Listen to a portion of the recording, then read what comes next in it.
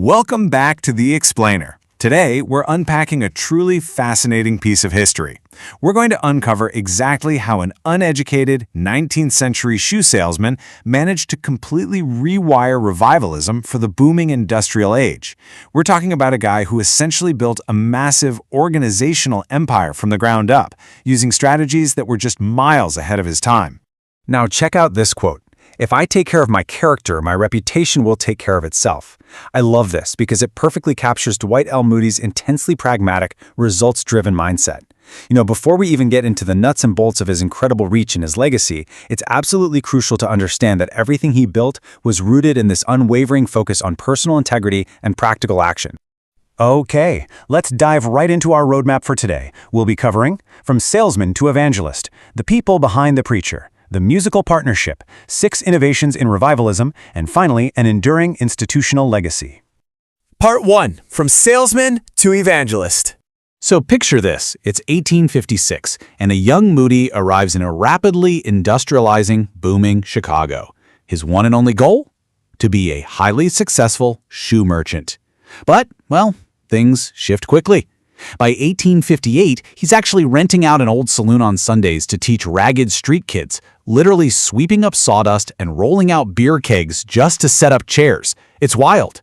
By 1864, this movement of his is so huge, he opens an independent church. And then, the Great Chicago Fire of 1871 hits. This fundamentally alters his path and becomes the major catalyst for his full-time ministry.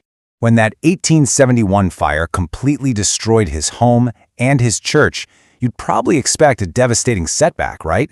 Instead, the man showed incredible resilience. He took that tragedy and immediately pivoted, building a massive relief center to distribute food and clothing to thousands of homeless citizens.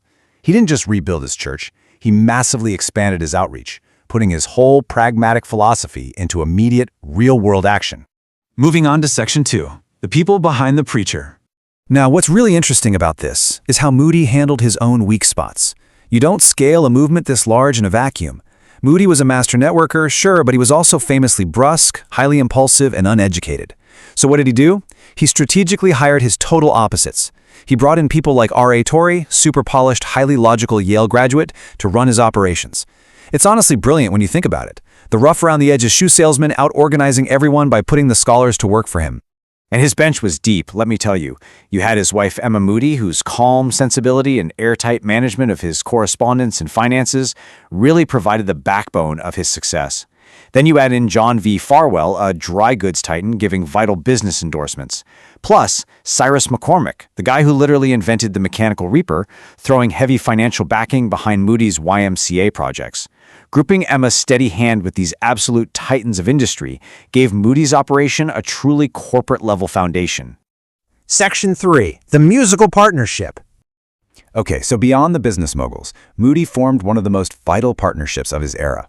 Meet Ira D. Sankey. Moody first heard him sing at an 1870 YMCA convention in Indianapolis, and Moody's recruitment style was just legendary here. He marches right up to Sankey, finds out the guy has a secure, well-paying government job, and demands he quit immediately to come to Chicago and help him. Just like that. Naturally, Sankey was a bit hesitant. I mean, who wouldn't be? So, to prove his point, Moody executed the now legendary store box sermon. He literally dragged a grocery store barrel out onto a busy street corner, ordered Sankey to stand on top of it and sing, and instantly drew this massive, spellbound crowd of factory workers. It was a vivid, maybe slightly absurd demonstration of Sankey's mass appeal. But hey, it worked. It convinced him to join Moody's cause right there on the spot.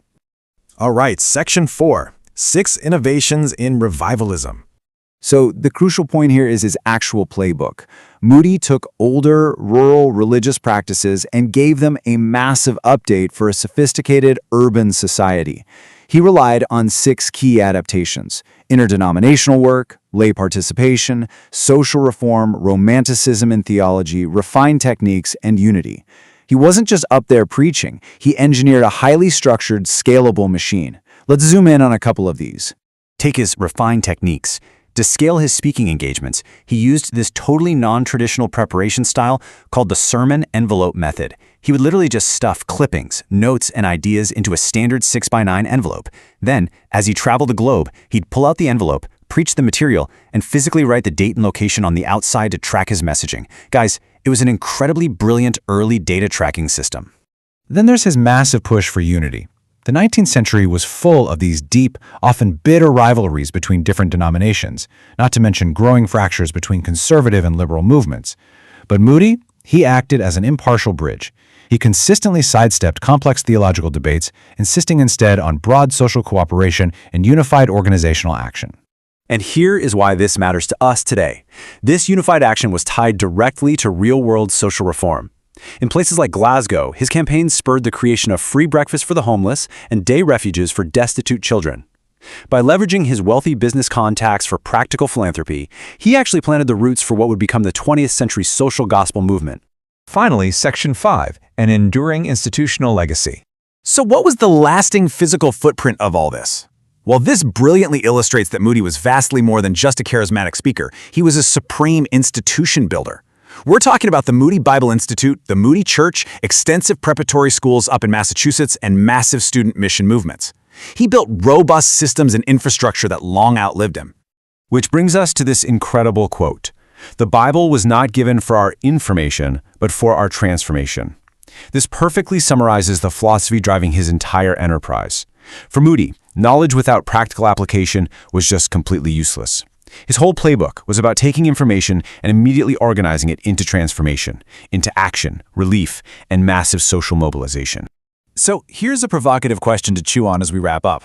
When you look at how modern social campaigns, massive corporate structures, or global organizational movements operate today, how much do they still rely on the exact same playbook written by a 19th century shoe salesman from Chicago? It's pretty wild to think about.